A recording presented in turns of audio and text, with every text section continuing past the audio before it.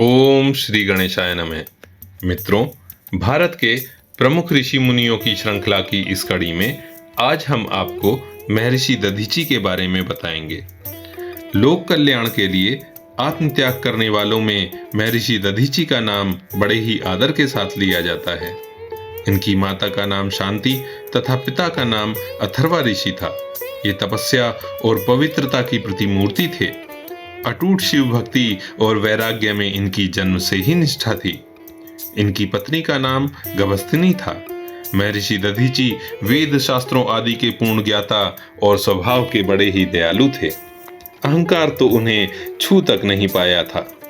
वे सदा दूसरों का हित करना अपना परम धर्म समझते थे। उनके व्यवहार से उस वन के पशु पक्षी तक संतुष्ट थे जहां वे रहते थे। गंगा के तट पर ही नैमिषारण्य के सघन वन में उनका आश्रम था। एक बार महर्षि दधीची बड़ी ही कठोर तपस्या में लीन थे। इनकी अपूर्व तपस्या के तेज से तीनों लोग आलोकित हो गए और इंद्र का सिंहासन हिलने लगा। इंद्र को लगा कि दधीची अपनी कठोर तपस्या के द्वारा इंद्रपद छीनना चाहते हैं।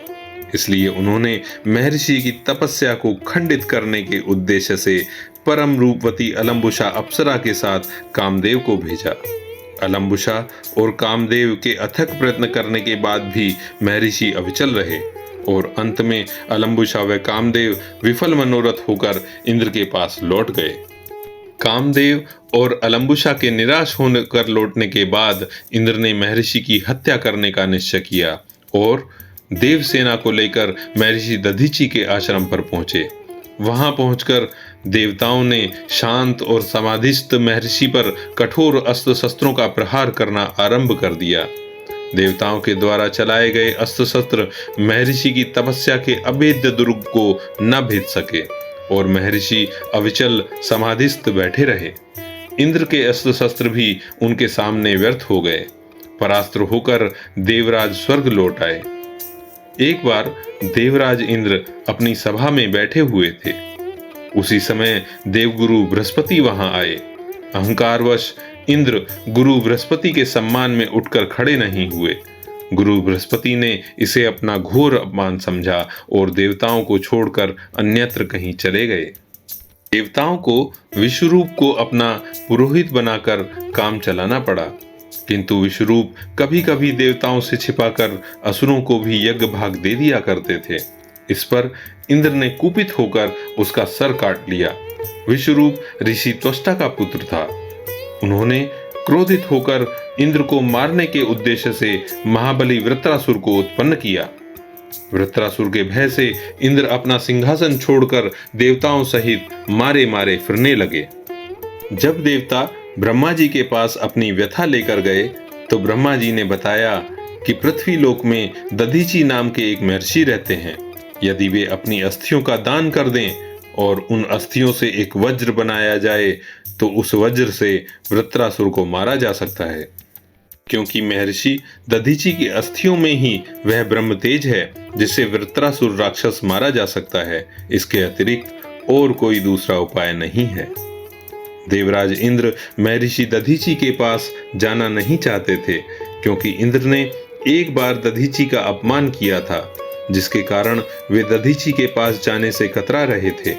माना जाता है कि ब्रह्म विद्या का ज्ञान पूरे विश्व में केवल महर्षि दधीची को ही था। महर्षि मात्र विशिष्ट व्यक्ति को ही इस विद्या का ज्ञान देना चाहते थे, किंतु इंद्र ब्रह्म विद्या प्राप्त करने के परम इच्छुक थे। दधीची की दृष्टि में इंद्र इस विद्या के पात्र नहीं थे, इसलिए इंद्र को इस विद्या को देने से मना कर दिया। दधीची के इनकार करने पर इंद्र ने उन्हें किसी अन्य को भी यह विद्या देने को मना किया और कहा, यदि आपने ऐसा किया तो मैं आपका सर धड़ से अलग कर दूंगा। महर्षि ने कहा, यदि उन्हें कोई योग्य व्यक्ति मिला तो वे अवश्य ही ब्रह्म विद्या उसे प्रदान करेंगे। कुछ समय पश्चात इंद्रलोक से ही अश्विनी कुमार महर्षि दधीची के पास ब्रह्म विद्या लेने पहुंचे। दधीची को अश्विनी कुमार ब्रह्म विद्या पाने योग्य लगे।